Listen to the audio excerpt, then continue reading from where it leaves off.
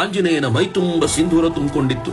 ಸಿಂಧೂರ ಅವನ ಬೆರಳ ತುದಿಯಿಂದ ತೊಟ್ಟಿಗ್ತಾ ಇತ್ತು. ಅಷ್ಟು ಸಿಂಧೂರವನ್ನ ಮೈ ಮೇಲೆಲ್ಲ ಚೆಲ್ಕೊಂಡ್ಬಿಟ್ಟಿದ್ದ. ಅವನಿಗೆ ತನ್ನ ಸೌಂದರ್ಯದ ಪರಿವೆಯೂ ಇರಲಿಲ್ಲ. ಹಾಗೆ ನಡ್ಕೊಂಡ್ ಬರ್ಬೇಕಾದಾಗ ಎಲ್ರೂ ಮೊದಲು ಆಂಜನೇಯನನ್ನ ಗುರುತಿಸ್ಲಿಕ್ಕಾಗ್ಲಿಲ್ಲ. ಕೊನೆ ಗುರುತಿಸಿ ಜೋರಾಗಿ ನಗ್ಲಿಕ್ ಶುರು ಮಾಡಿದ್ರು. ಅನಂತರ ಆಂಜನೇಯನನ್ನ ಕೇಳಲಾಯ್ತು, ಆಂಜನೇಯ ಏನನ್ನಂತ ಗೊತ್ತಾ?